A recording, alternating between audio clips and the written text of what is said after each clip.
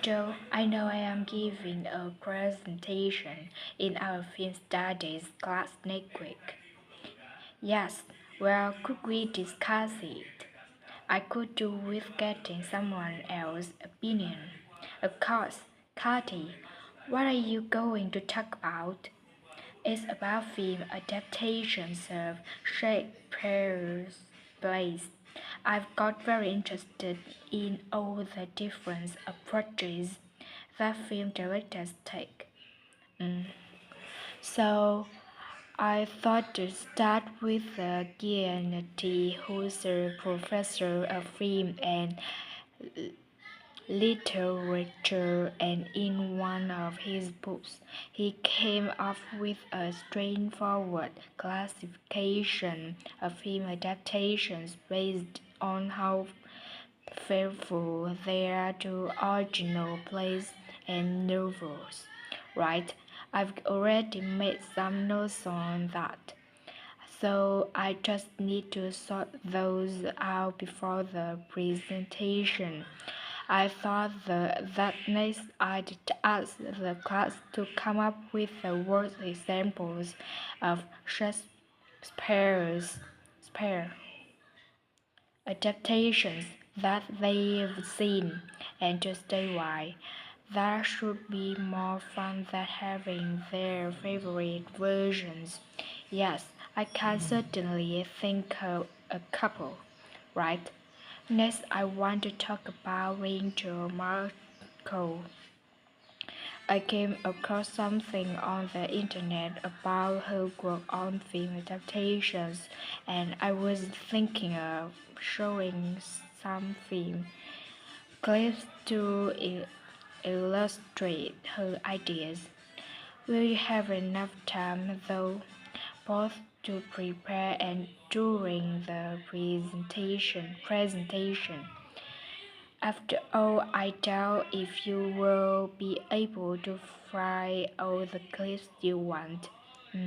Perhaps. You're right. Okay. Well, I'd better do some slides instead, saying how various films relate to what she says. That should encourage discussion. Next, I want to say something about how plays may be chosen for adaptation because they're concerned with issues of the time when the film is made. You mean things like patriotism or the rule of governments? Exactly, it's quite tricky. But I've got a few ideas I'd like to discuss. And finally, I want to talk about a few adaptations that I think illustrate a range of approaches and make some comments on them. Do you know the Japanese film Run? I haven't seen it. I haven't seen it. It was based on Shakespeare's King Lear, wasn't it? That's right. It was a very loose adaptation using the same situation and story, but moving it to 16th century Japan instead of 16th century Britain. So, for example, the king's daughters become sons because it in Japanese culture at that time women couldn't succeed to the throne. Okay, I hope you are going to talk about the 1993 93 film of Much Ado About Nothing. I think that's one of the best Shakespeare films. It really brings the play to life, doesn't it? Yes, I agree. And I think filming it in Italy while the play is set makes you see what life was like at that time of the play. Absolutely right. What's next? Next, I thought Romeo and Juliet, the 1996 film. Wait, moves the action into the present day. Yes, it worked really well, I thought.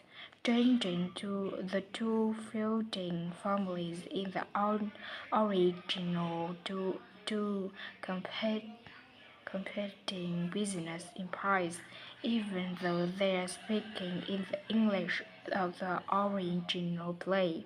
You'd expect it would sound really puzzle, but I found I soon got used to it. Me too. Then I thought I'd include a really Hollywood film, one that intended to appeal to a mass commercial audience. There must be quite a number of those, yes, but I've picked the 1960s, 1996 film of Hamlet. It included every line of the text, but it's more like a typical action hero movie. There are lots of special effects, but no unifying interpretation of the play, all show and no substance. Exactly, then there's Bruce Powell books based on The Tempest. That was really innovative from the stylistic point of view. Didn't it include dancing and singing and animation as well as live artists? Yes, it did. I also want to mention Looking for Richard. Did you ever see it? No, but I've read about it. It was a planned a documentary with a few scenes from Richard 3, wasn't it? That's right. It's more a way of looking to how people nowadays connect with the playwright. The play is really just the starting point, and that will be where I finish. Well, it sounds as though it will be very interesting.